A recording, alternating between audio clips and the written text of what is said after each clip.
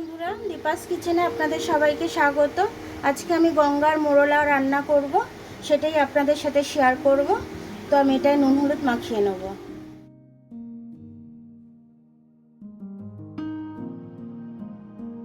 হলুদটা মাখানো হয়ে গেছে, এবার এটা ভাজতে যাব আমি।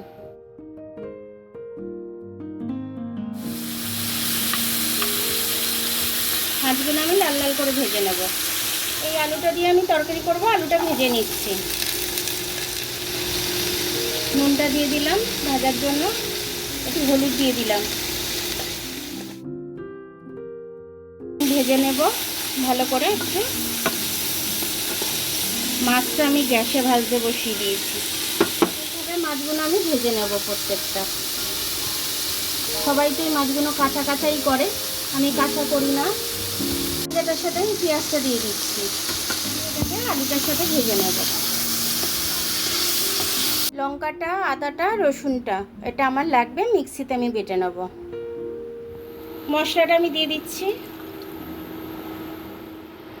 হলুদ দিয়ে দিলাম, ঝালের জন্য কাঁচা লঙ্কা অনেকটাই দিয়েছিলাম, নুন দিয়ে দিলাম একটু। এবার এটা আমি ভালো করে কষে নেব, মশলার কাঁচা গন্ধ যাওয়া অবধি। টমেটোটা কেটে রেখেছিলাম, দিয়ে দিলাম। এবার আমি ভালো করে নেড়ে নেব একটু, দিয়ে এখনো মশলার আমার কাঁচা গন্ধ যায়নি। এটা কষা হয়ে গেছে, তেল ছেড়ে দিয়েছে, টমেটোগুলোও গলে গেছে। আমি জল দিয়ে দেবো। ভাজতে ভাজতেই সেদ্ধ হয়ে গেছে আমার। আর একটু জল দেবো, মাছগুলো ফুটবে।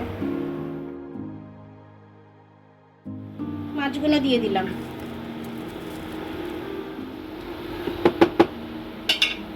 তরকারিটা আমার হয়ে গেছে, আমি এবার ধনেপাতা দিয়ে দেবো একটু।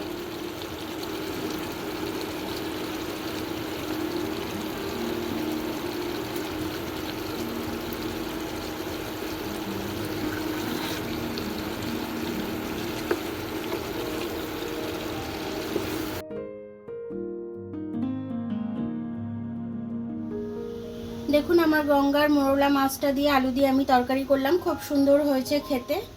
সবাই খেতে ভালোবাসবে। এটা দিয়ে এক থালা ভাতও খাওয়া হয়ে যাবে, আর অন্য কোনো তরকারি লাগবে না।